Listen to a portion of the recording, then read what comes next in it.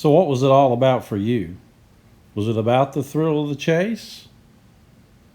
Or was it about the money? He's in it for the money, not the science. He's in it for the money, not the science. I think for many of us it was about the thrill of the chase. Solving what others couldn't.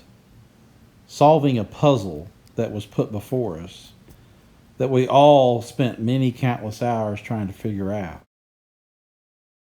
So how did you take it when your dreams of wealth came crashing down and your solve burst into pieces? Were you happy for the finder? Were you glad that Forrest got to see his treasure one more time? Were you more disappointed that you weren't the one to find all the millions of dollars of gold? Or were you more disappointed that you weren't the one to figure the puzzle out? I think that's a good question for all of us. Which was it for you? Was it about the money? Or was it about the puzzle? Was it about the solve? I think by the fact that you're still watching videos on Forrest Fenn Treasure shows me that for you, it was about the puzzle. It wasn't all about the money. So we still have a poem that needs to be solved. We still have a puzzle that needs to be figured out. The finder's shy, and Forrest has said he's not going to reveal the location. So the treasure hogs are not done. We are continuing to look. Well, solving this puzzle got a lot easier when Forrest eliminated Montana, Colorado, and to the treasure hog's dismay, New Mexico.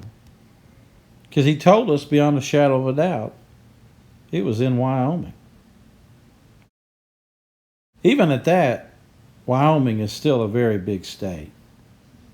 But I think now we all have to take seriously the thrill of the chase and all the stories about Yellowstone. How can it not be related to Yellowstone or somewhere very close to Yellowstone? But Forrest has said that if we don't know where warm waters halt, we don't know anything. There are certainly a lot of warm springs inside of Yellowstone, and we've listened and studied all the different theories about Ojai Caliente, about the Madison River, lots of different really good theories on what warm waters are. But there's another theory out there, much less common, that fits something that we tried to make work in New Mexico but couldn't. But just coincidentally does fit perfectly in Yellowstone National Park. And we think, what if? What if we had figured this out and found this 5 years ago? We have always been intrigued by the fact that water freezes at 32 degrees and it starts to boil at 212 degrees. But warm waters is what we're looking for. We're not looking for cold waters, cool waters. We're looking for warm waters. So where do warm waters halt? Well, they halt at 212 degrees as they begin to boil.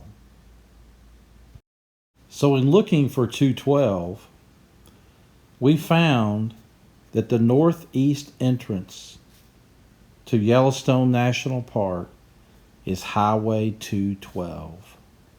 It is where warm waters halt. And it goes directly into the entrance, the northeast entrance of the park. Highway 212 in Wyoming. And when you take that in the canyon down, you go through Canyon Village. And it's not far, but too far to walk to get to the home of Brown, which is only a little over 3 miles from Canyon Village. The home of Brown is Uncle Tom's Trail. Now, many of you are familiar with what the term Uncle Tom means. Many of you are also aware of the book called Uncle Tom's Cabin. This book, I was researching it, And it is actually given credit for what caused the Civil War to abolish slavery in this country.